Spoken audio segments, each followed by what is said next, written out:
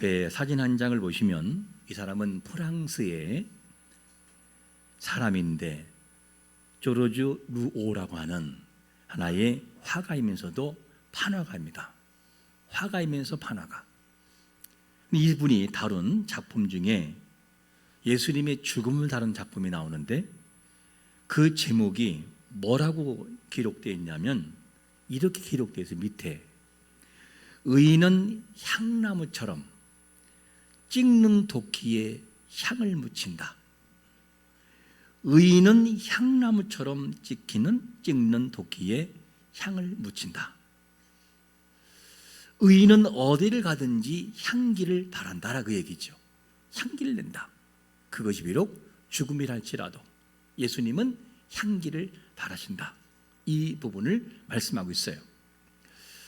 우리가 살아가면서 그리스도의 제자로서 향기를 바라는 삶을 살아가시기를 축원합니다. 이런 삶을 살아가야 돼요.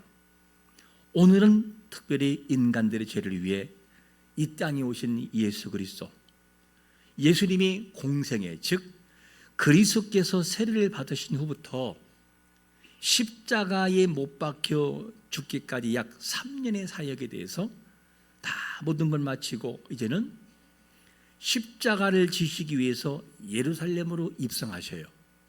나귀를 타고 오시는데 이 입성하신 날을 기념하는 것을 뭐라고 하느냐? 종려주일 이렇게 표현돼요. 그런가 하면 예루살렘에 나귀를 타고 오시는 예수님을 사람들은 승리의 주로 오시는 것을 생각하면서 종려나무 가지, 마치 소철나무처럼 생긴 가지를 가지고 막 환영을 해요. 종려나무, 영원한 평안과 기쁨이라는 의미를 가지고 있는 나무를 흔들게 돼요. 바닥에 깔기도 하고.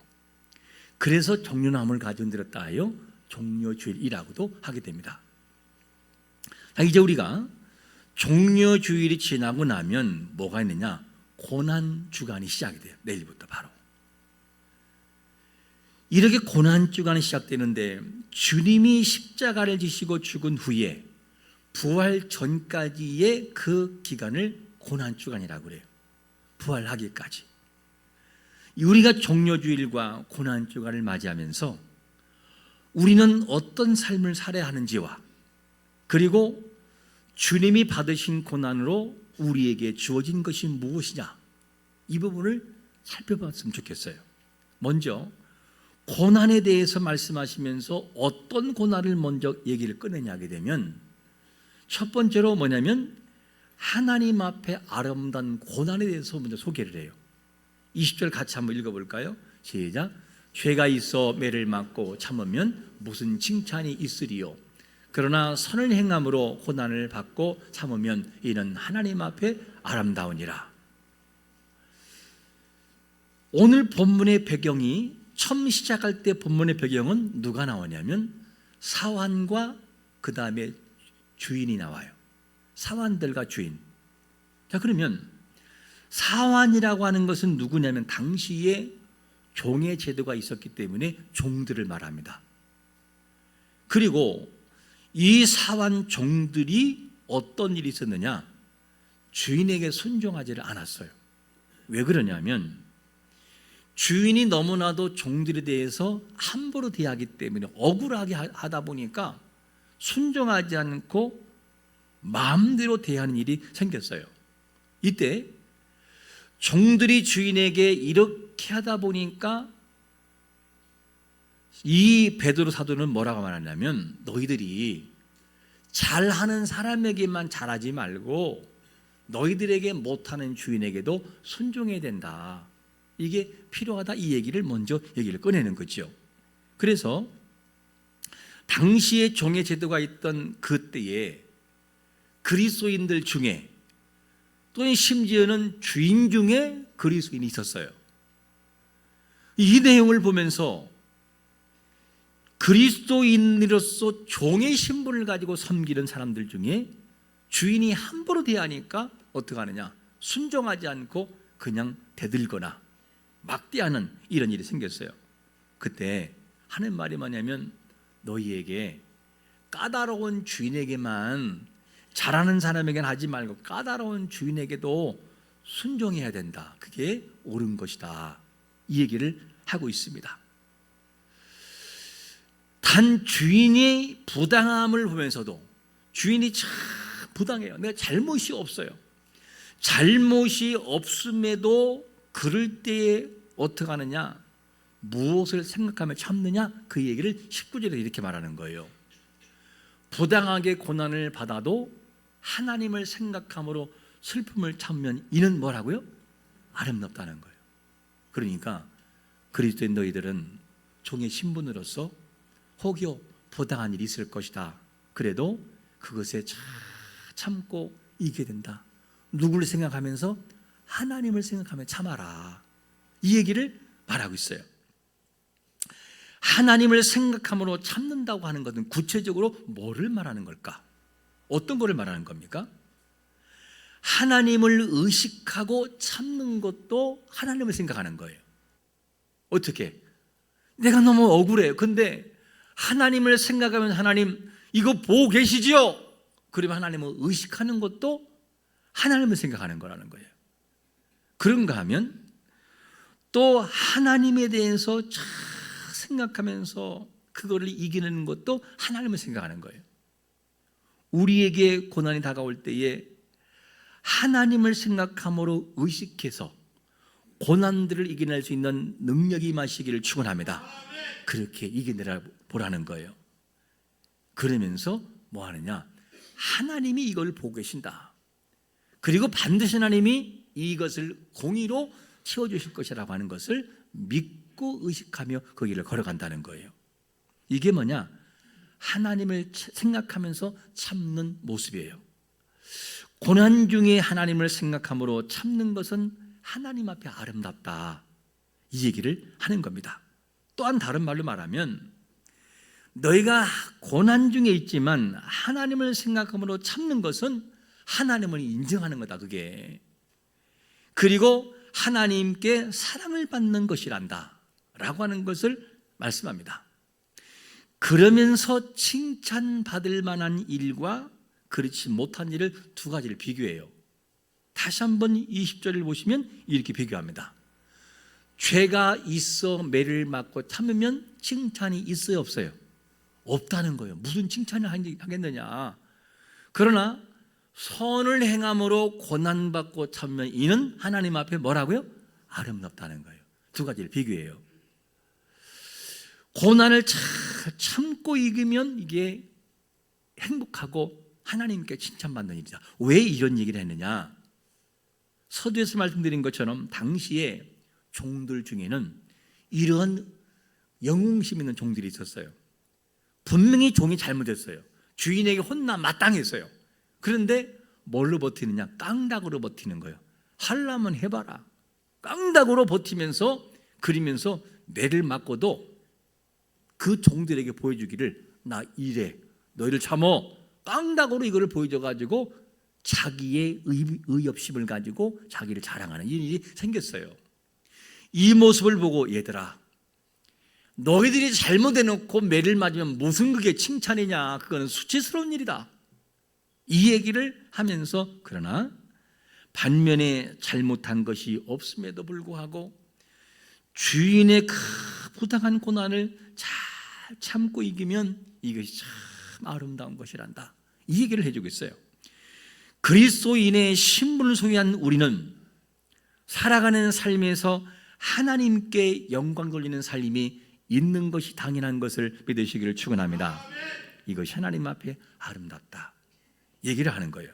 그리고 이를 위해 우리가 부름받았는데 21절에서 이런 말씀을 합니다. 이를 위하여 너희가 부르심을 받았으니 그리스도도 너희를 위하여 고난을 받아사 너희에게 본을 끼쳐 그 자취를 따라오게 하려 하셨느니라. 애매한 고난을 이야기하고 난 다음에 그 다음에 하나님을 생각함으로 참는 모델을 얘기하는 거예요. 앞에서는 사환들 얘기를 꺼냈다가 점점 누구로 포커스 맞춰주느냐? 그리스도에게로 가게 돼요. 그리스도가 누구냐 하는 부분이에요. 애매한 고난을 받지만 이거를 잘 참고 본을 보여주신 분이 계시는데 그게 누구냐? 예수님이었다. 이 얘기를 하는 거예요. 그러면서 그분을 뭐라고 소개하느냐? 그분은 죄를 범하지도 않았다. 입에 거짓말도 없으시다. 욕을 당할 때도 맞대 욕하지 않으셨다. 고난을 당해도 위협하지 않으시고 오직 공의로 심판하실 하나님 앞에 부탁하신 분이 누구냐? 고난 중에, 애매한 고난 중에 참으신 예수님, 그분이셨다. 그거를 모델로 얘기해 주고 있는 것을 보게 됩니다. 그러면 고난 중에 하나님 아버지를 생각함으로 참으셨고 하나님 아버지에게 부탁하신 예수님은 십자가에 돌아가셨다고 말씀하시면서 예수님이 십자가에 돌아가신 이유가 뭐냐? 이 부분은 이제 들어가기 시작하는 거예요. 그 이유를 뭐라고 하느냐? 두 번째로 이렇게 말합니다. 우리로 죄에 대하여 뭐하고? 죽고 의에 대하여 살게 하시려고 그렇게 죽으셨다는 거, 이 얘기를 합니다. 24절을 보시면 친히 나무에 달려 그 몸으로 우리 죄를 담당하셨으니 이는 우리로 죄에 대하여 죽고 의에 대하여 살게 하려 하심이라. 그가 채찍에 맞음으로 너희는 나음을 얻었나니. 위에서 말씀하고 있는 것은 예수님께서 친히 자기 자신의 몸으로 우리를 대신해서 대속물로 죽었다는 거예요. 이것을 십자가라고 말하지 않고 나무에 이렇게 표현, 나무에 달렸다. 왜 죽으셔야 하고 그 결과가 어떠한지 우리에게 말씀하는데, 나무에 달려 죽는 것이 어떤 것이냐면 신명기 21장 23절에서는 이렇다고 말씀해요. 같이 읽어봅니다. 시작. 그 시체를 나무 위에 밤새도록 두지 말고 그날에 장사하여 내 하나님 여호와께서 내게 기업으로 주시는 땅을 더럽히지 말라. 나무에 달린 자는 하나님께 뭘 받아요? 저주받았다는 거예요. 그런데 예수님이 뭐라고 합니까? 아까 24절에서 나는 나무에 친히 나무에 달려 그 몸으로 죽었다라고 얘기해요. 나무에. 왜 나무라고 얘기할까? 십자가라고 얘기하지 않고. 그것은 뭐냐면, 봐라 얘들아, 너희의 죄를 위해서 내가 나무에 달려 저주받았어. 내가 저주를 받았기 때문에 너희들이 영원한 생명을 얻었다. 이 얘기를 지금 하고 있는 것을 보게 됩니다. 이 말씀을 하는 거예요. 신약에서도 저주에 대해서 뭐라고 말씀하냐면 갈라디아 3장 13절에 보니까 이런 말씀을 해요. 그리스도께서 우리를 위하여 저주를 받은 바 되사 율법의 저주에서 우리를 속량하셨으니 기록된 바 나무에 달린 자마다 어디 아래에 있어요? 저주 아래에 있다. 그러니까 우리가 누구냐면 저주 아래에 있던 자들인데 이 저주를 누가 가져가시느냐? 예수님이 가져갔다는 거예요. 다 그분에게 옮겨서 가져가 죽으셨다라고 하는 것을 우리에게 말씀하고 있어요. 그러므로 우리가 하나님의 나라에 들어가고 천국에 들어가는 이 구원은 내가 만든 구원이 아니라 하나님 예수 그리스도 그분의 십자가의 구속을 통해 이루어 놓으신 완성하신 구원인 것을 믿으시기를 축원합니다. 우리가 구원을 위해서 우리의 노력을 한 것이 없어요. 내가 믿었다? 그 믿음 누가 줬는데? 내가 믿었는데 누가 믿게 해주었는데? 하나님 자신이신 그분께서 믿게 줬기 때문에 구원은 전적인 하나님의 은혜로 주어진 거예요. 그래서 조나단 에드워즈가 유명한 말을 했잖아요. 뭐라고 말하냐면 당신의 구원에 필요한 죄 외에 아무것도 귀한 것이 없다. 당신은 구원을 위해서 한 것이 없고 오직 죄만 줬다는 거예요. 죄만. 이 얘기를 하는 거예요. 죄뿐 다른 것을 한 것이 인간들에게는 없다, 이 얘기를 하는 겁니다. 그런데 알미니안주의는 뭐냐? 다른 말을 말하면 자신의 노력으로 구원을 받을 수 있다라고 말하지만 사실은 그렇지 못하다는 거예요. 내가 노력해서 구원받는다? 이것이 맞는 얘기가 아니다, 그 얘기를 하는 거예요. 우린 그러면 우리 장로교 합동은 어떤 관을 수용하고 있느냐? 칼빈주의관을 소유합니다. 칼빈주의. 칼빈주의가 뭐냐면 전적인 하나님의 은혜에 의한 인간의 자유의지와 선택을 통해서 이루어지는 구원을 뭐라고 하냐? 칼빈주의라고 그래요. 전적인 하나님의 은혜를 통하여 인간들의 자유의지를 통해 이루어지는 구원 선택, 이 얘기를 말합니다. 그러나 알미니안주의는 구원과는 그렇지 못하고 뭐냐? 전적인 자신의 자유의지를 통해서 구원이 임한다. 내가 조금 낙심하고 시험 들면 구원이 취소가 돼버리고, 조금 잘하면 구원이 확 성립이 되는 그런 알미니안주의를 지금도 사람들 많이 있습니다. 그다마 달라요. 그런데 불신자가 자기 스스로 죄의 자유의지를 통해서 죄의 범해서 지옥 가는 것은 당연한 일이에요. 불신자가 죄를 범해서 지옥 가는 건 당연한 일이라고 그냥. 그런데 하지만 구원받은 우리에게 적용되는 것은 그런 적용이 아니고 하나님의 절대 주권에 의한 자유의지라는 것을 잊지 말아야 돼요. 절대적인 하나님의 자유의지에서 스스로 의지하는 결정, 이 자유의지는 내 스스로 하는 결정이 아니라 하나님의 절대 주권에 의한 자유의지라는 것을 잊지 말아요. 하나님의 절대 주권에 의한 자유의지. 이 말은 무슨 말이냐?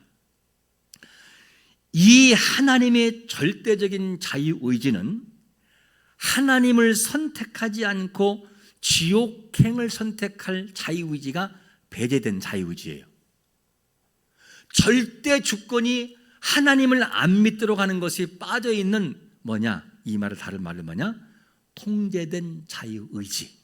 여러분, 통제된 자유의지를 통하여 더 이상 곁길로 가지 못하도록 우리를 막으시는 것이 뭐냐? 통제된 절대주권을 통해 주시는 자유의지인 것을 믿으시기를 축원합니다. 그래서 우리가 구원받는다는 거죠. 이 내용을 보면 아무리 보아도 은혜가 아닐 수 없어요. 구원이. 이런 은혜를 부어주시기 위해서 예수님이 어디에 달려 돌아가지고 죽으시죠? 나무 십자가 저주를 대신해서 죽었다, 이렇게 표현돼요. 여기서 우리 죄에 대하여 죽게 됐다, 죽었다라는 표현이 무슨 말이냐면 원문에서는 죄가 있어야 되게 죄가 있는데 이거를 뭐하냐? 제거했다. 그리고 나에게 있는 무거운 짐을 누군가가 확 들어줘서 내 몸에서 떠나버리게 만든 그것으로 옮겨진 상태를 뭐라고 하냐? 죽었다, 그 얘기예요. 그러니까 이 말을 다른 말로 한다면 예수님이 우리의 죄를 위해서 대신 죽었다, 이 말은 뭐냐? 모든 나의 죄를 하나님이 제거해 주셨다, 이 얘기예요. 그리고 내가 지고 있는 모든 죄의 짐을 누구에게 옮겼다? 예수님에게 옮겼다는 거예요. 그리고 그 죄가 예수님의 죄로 인정돼서 그분이 죽었으므로 우리가 자유를 얻었다. 이게 뭐냐? 죽었다는 표현이에요. 그래서 우리가 신문을 뭐라고 말하냐? 로마서 6장 11절에 보니까 이런 말씀을 같이 읽어봅니다. 시작. 이와 같이 너희도 너희 자신을 죄에 대하여 죽은 자요 그리스도 예수 안에서 하나님께 대하여는 살아있는 자로 여길지어다. 우리는 죄에 대해서 죽고 하나님에 대해서 산 자들인 것을 믿으시기를 축원합니다. 그게 우리의 신분이라는 거예요. 주님은 우리의 죄를 다 짊어지시고 죽어주심으로, 그리고 채찍에 맞음으로 우리가 나음을 입은 것이 우리의 모습이에요. 그게 십자가의 능력이에요. 그게 십자가의 능력이에요. 우리는 십자가의 능력이 아니면 도무지 구원받을 수가 없어요. 그분의 은혜가 아니면 십자가의 구원에서 제외가 될 수밖에 없어요. 그게 우리의 모습이라고요. 그런데 주님이 우리의 모든 죄를 어떻게 하느냐? 대신 짊어지시고 나무에서 십자가상에서 돌아가 죽으셨어요. 왜? 나의 죄를 제거하기 위하여, 나의 죄를 나에게서 주님에게로 옮겨 대신 해결해 주시기 위하여. 그러므로 여기 계신 모든 분들은 죄에 대해서 다 해결을 받고 예수님으로 말미암아 산자가 된 것을 믿으시기를 축원합니다. 우리는 고난 주간에 이걸 기억해야 돼요. 그렇구나. 왜 예수님이 십자가상에 돌아가 죽으셨는가? 그것은 내 죄를 다 제거해버리고, 그리고 나에게 죄의 무거운 짐을 그분에게 옮겨 그분이 해결하시기 위하여 나는 자유하다, 평안하다, 이것을 해결하기 위해 십자가상에 돌아가 죽으셨다는 거예요. 한 주간도 우리가 고난 주간을 지내면서 그러셨구나, 나의 죄를 제거하기 위해서 얼마나 힘들었을까, 나의 모든 죄의 짐을 짊어지기 위해서 얼마나 그분이 힘들었을까, 이걸 기억하면서 한 주간 고난을 생각하며 지내시기를 예수 그리스도의 이름으로 축원합니다.